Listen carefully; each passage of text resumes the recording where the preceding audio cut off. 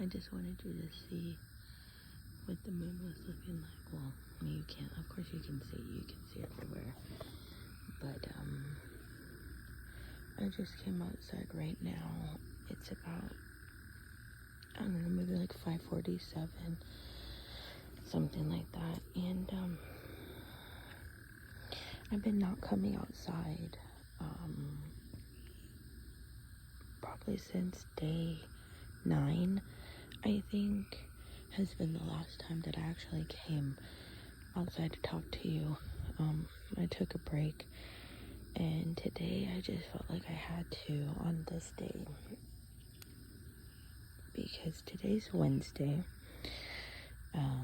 It's the 24th, I believe, but it is also the 2-week mark. Like, today we hit exactly 14 days since you passed away. Anton, that is such a hard thing to even say, that you've been gone for 14 days. Like, I cannot wrap my head around that at all. I couldn't wrap my head around it last week when it was 1 week, and now it's been 2 whole weeks since you passed away. And, then my mind goes into thinking about, like, you haven't even been cremated yet. You haven't even been picked up by the cremation place yet. Like, I just barely got the rest of their paperwork in. Hold on, somebody's coming. So I'm just gonna let them come. Also, I can't walk in the backyard because it's raining, or it rained. So the ground's all wet, and I'm just tired of getting my shoes all muddy. Different versions. I guess that person's okay. Anyway. Oh wait, maybe they're coming down this way. Okay, yeah, they're coming down this way. I'm just gonna pretend like I'm on the phone or something. But it's gonna be loud, so, because it sounds like they're in a truck or something. So we're gonna just, okay, there we go. They're passing by. Of course, and we living out here gotta be freaking loud as shit. And I don't know why I'm so worried about what they're thinking. I'm in my own yard. Like, fuck off. So anyway, yeah, like 2 whole damn weeks, bro. Like, I just can't even fathom, I had to go back to work this week. So this will be the 3rd day back. First day was just, I don't want to say it was terrible, but it was a first day back after a very traumatic event. I will say that. I was scatterbrained, and I didn't know what the hell I was doing a majority of the time, so I just went with it, and I got through it. And yesterday, 2nd day, I really didn't want to go. Like, I wanted to call out so damn bad. I just wasn't feeling it. And it was funny because then in the morning I was having issues with, because also, let me just say, since you passed away, Ton, the world has gone so crazy. I don't know if you can even really see it down here, but it's just gone crazy. It really has, with the stuff that has happened. And I'm honestly not surprised by any of it, because what can be more shocking than your child passing away, like nothing. So oh goody, old boy with his loud car is going to be passing by. And also, a side note, I did have a dream. You were not in it that I can recall. And the dream was me making out with some other dude in a bed next to Dad. It was so weird. Oh my gosh, it was so weird. It was so strange. I was like, out of all the dreams to have, that to remember, me cheating on my husband is the dream I remember. Like, what? But yeah, so that, I guess, is a feat, to just even have a dream, because I can't recall having a dream in the last 2 weeks. So anyway, back to yesterday. So yesterday was crazy. I didn't want to go in. I was having computer trouble because, like I was saying, ever since you passed away, the world life has been crazy, and we have been getting an ungodly amount of rain for July when we never get rain. It's been raining almost every day, if not every other day, so it's been so welcome, but also so weird, because it never rains in July. And so it rained the night before, caused our power to go in and out, which caused my computer, I guess, to just kind of fritz out a little bit. So yesterday morning, my computer wasn't working, so I was like, oh, nice. So I was having technical difficulties. I called my manager, and I was like, so I was having the technical difficulties. I emailed my boss, and I told her because I didn't have her number. It was weird because I felt inadequate, you know what I mean? Like, I should have my boss's number. I should know what to do with all of this stuff. I should have probably texted her at like 8 o'clock when I knew, because I knew since 7 that my computer wasn't working at all. So I could have told her at 7, but I didn't. I waited until literally the last minute because I don't care. I don't care at the moment.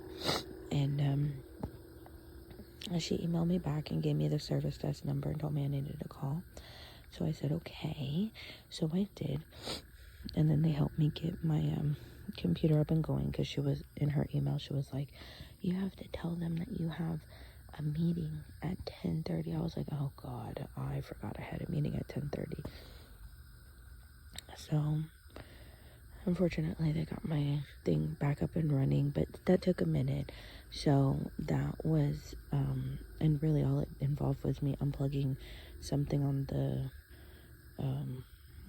dock station and plugging it back in. But anyway, that's besides the point. So I had a nice little 30 minutes that I didn't have to work, and then I worked for about maybe like 5 minutes or so, and the manager pulled me into the meeting, which was already going on. Apparently it said, even though it said 9:30 on the calendar, and it was only like 9:05, but I digress. So then we ended up being in the meeting for an hour and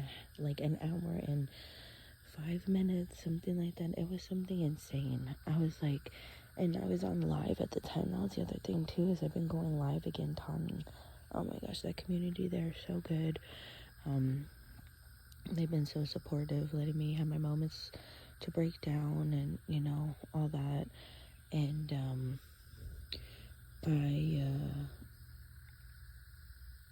so it's been really a nice addition to have while working, is to have that community support of these people. So because it's hard, Ton, it's hard to work, and for my brain to just function, period, you know what I mean, without thinking about this immense loss.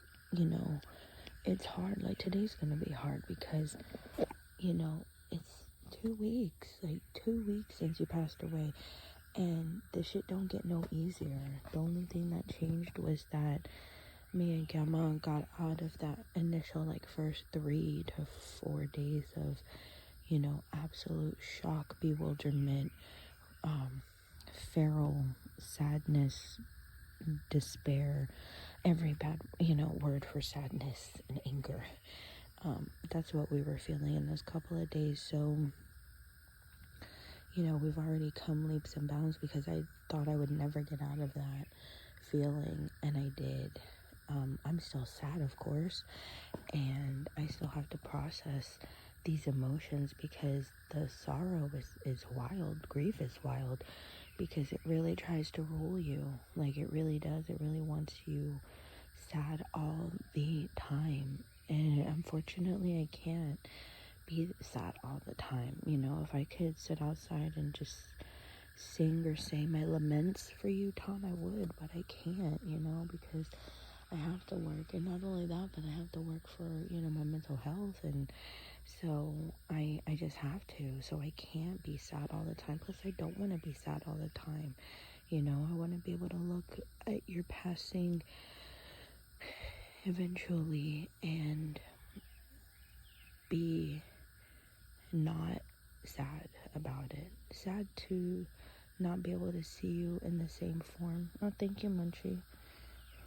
Thank you, Munchie. He's all happy because I gave him some food. He was all crying, of course, per the usual. But, you know, so it's like I will never not be sad about you not being here. But, you know, with grief wants me to cry randomly throughout the workday, you know, and I just can't do that. Yesterday I did it a few times and on live, and I just didn't even care. When I'm gonna turn it off. It's real life, you know. But I had a big breakdown. I think I shed a few tears at one point because I was triggered by something. So in the morning time, once I started working, I think I cried a little bit, and then I had a big cry in the afternoon because I have my lo-fi little playlist playing in the background, and I was on a call, and I knew that song was gonna pop up, Ghost, the one on Justin Bieber song that and I think it was on the second or third day I made the story for you on Instagram, and I used part of his lyrics because they just hit so home. They hit so freaking home. If I can't be close to you, I'll settle for the ghost of you. See, I can't even say those lyrics without falling to pieces, you know. So this song is just an instrumental version of that you don't even, or at least for me, I don't even realize that it's that actual song until it gets to that hook part, and the only part that I know, honestly, of the song. So I was on the phone with a member, you know, trying to get their decline information, and I heard that song play, and I said, oh gosh. And of course I held it together, but I was trying so hard to get the lady off of the phone because like how awkward to start crying. You know what I mean? When you are talking on the phone to a member, like extremely awkward. So I was trying to hurry up and get her off of the phone so I could just cry or do whatever.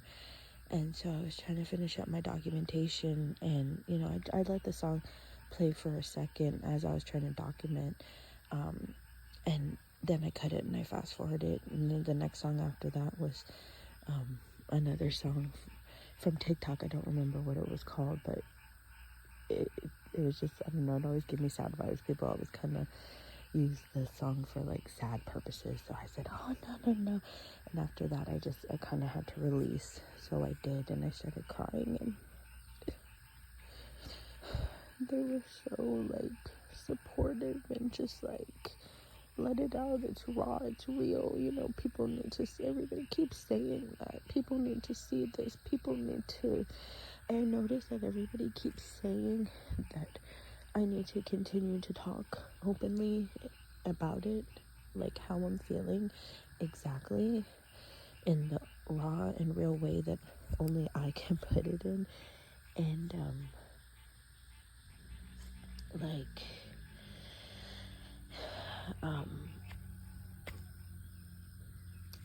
I agree, and I think that it can be good, and that's why, you know, I would record stuff. There's something underneath. There's something rustling under the porch. It's kind of freaking me out, making me want to go inside. But I also want to be outside too, because the dogs are gonna start going crazy. But what was I saying? I don't know where I was going. I lost my train of thought. All I know is that, oh yes, everybody keeps saying, you know, to talk about it, and everybody also keeps telling me to get your medical records and look into why you died, because there's no reason why you should have died. And the longer that time goes on, somebody's coming. He's coming and he's blasting. How funny. The longer that they keep telling me to look up the medical records, the more that I'm starting to think like, yeah, maybe there is something Bro, go the fuck on. Oh my gosh. Like, people are so damn freaking weird. Like, you see that I'm right there. Nobody's fucking coming, bro. It's like not even 6 o'clock in the morning. Just be the fuck through the damn stop sign. Especially when you're blasting stupid music. Like, and then he wants to drive past me and the house, like, slower than he should. Like, get the fuck on. Anyway, but yeah, I'm gonna have to wrap it up because people are gonna start driving by Taunton because it's work time, getting ready to be. But yeah, so people have been telling me that a lot too about my neighbor Mary sent me an email yesterday and was telling me to get your medical records. I'm like, wait, what? She is literally like the fourth, maybe even the fifth person to tell me that. And I'm just like, oh my gosh, like what are you guys talking about? You know? Because of course, like I'm shocked at your passing, but not, and because I'm your mom, so of course I'm thinking about something completely different. But I guess they're thinking along the lines of like, yeah, no, what's happened and what she has passed from is absolutely not normal. It's absolutely abnormal, and you should absolutely look into that. So I mean, it's got my wheels turning that, you know, once everything is said and done and your memorial service is over, that I really think we are going to consult with like a lawyer that specializes in like medical malpractice or like medical neglect or something, because I mean, come on, like, and that's just what they have told us that's just what the medical examiner has told me verbally. I'll know more once I get your death certificate.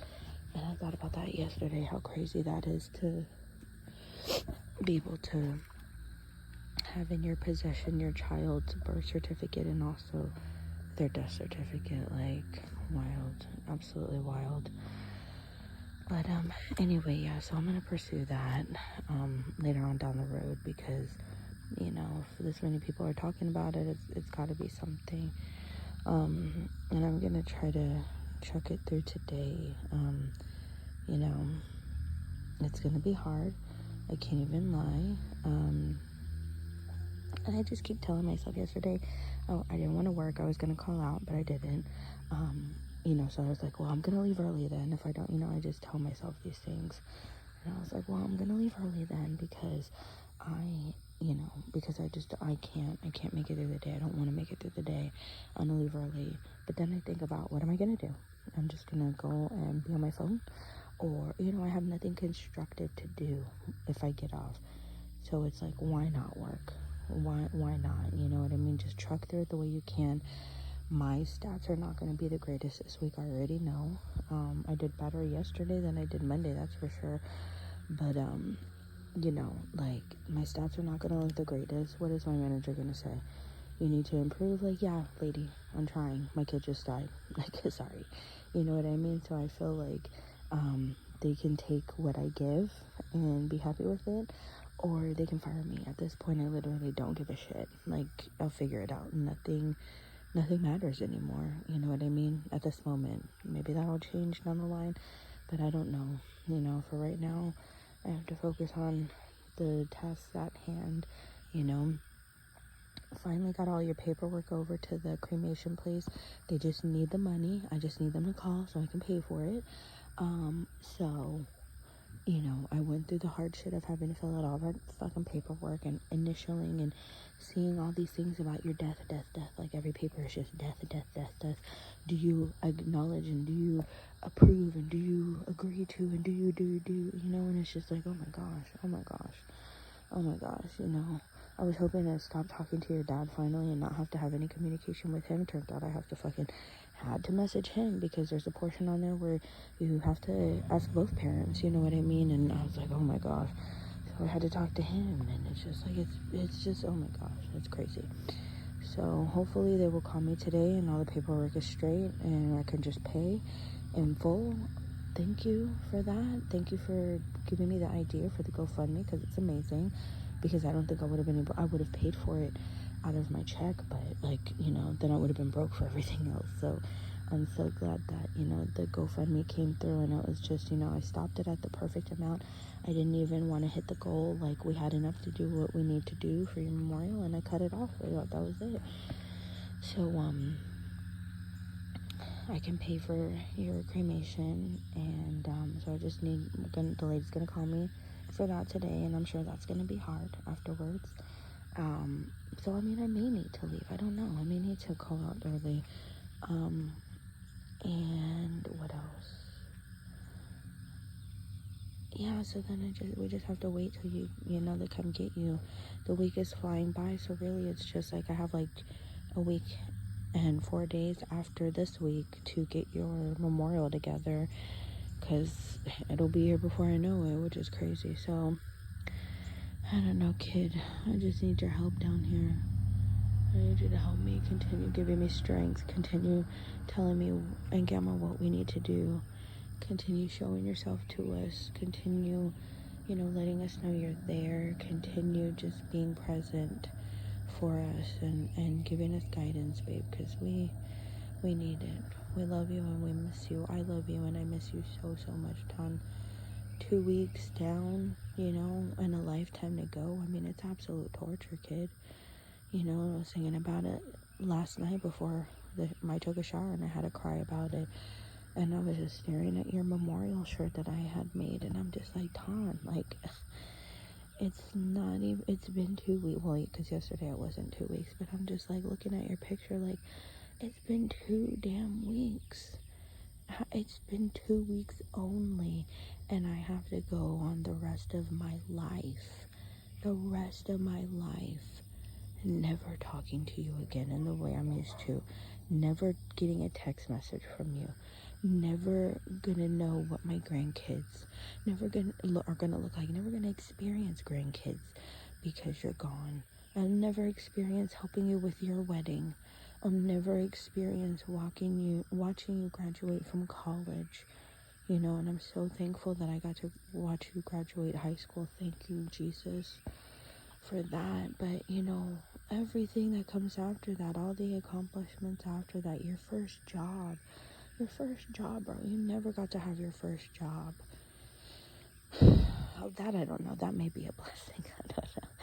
And nobody really wants to work, so I mean, that may have been a blessing. So I'm not going to be sad about that. But you know, just all the other firsts of adulthood that I feel you were robbed of. You never got your license or learned how to drive, or I don't even know if you ever got behind the wheel of a car and sat in the driver's seat, or, you know, felt the steering wheel in your hands. I don't know. And it doesn't matter anymore, but, you know, those will be the things that get the sorrow pumping. So, and they're the things that I can't help but think about. But, yeah, I love you, babe, so much. Can't believe it's been 2 weeks that you've been gone, but I love you. I hear you croaking over there by the pond. I love you. And if I could, I should have said that I stopped doing the diaries for you, because like at some point I was just like, I was repeating myself. Every day I was saying the same things. Like, how many different ways can I say I'm hurt, I'm upset, I'm going crazy? Because that's every day. It's every day. It's never going to change, you know? So I'm still the same, you know, for anybody who's watching these videos. I'm still the same, and you're going to be the same. You know, it's only been 2 weeks. Everybody keeps saying that, how fresh it is, and then everybody keeps saying, it's only been 2 weeks. I say, you say it's only been 2 weeks. It has felt like 200 weeks for me. Like, literally, it has felt like a year has passed already. That's how long each day is for me. So I know everybody's like, you know, be gentle with yourself, be blah, blah, blah. I mean, I'm going to be this way at 2 weeks, at 8 weeks, at 27 weeks, at 247 weeks. Like, this is how I'm going to be. It's always going to be the same. It'll just be varying versions of this. But yeah. So hang in there. We're going to do it. We're going to get through this the only way we know how.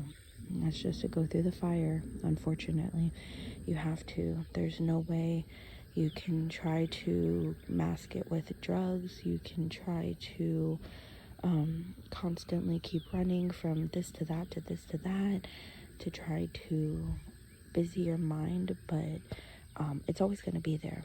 It's always going to be there. The drugs will wear off, and that pain will still be there. Those thoughts will still be there.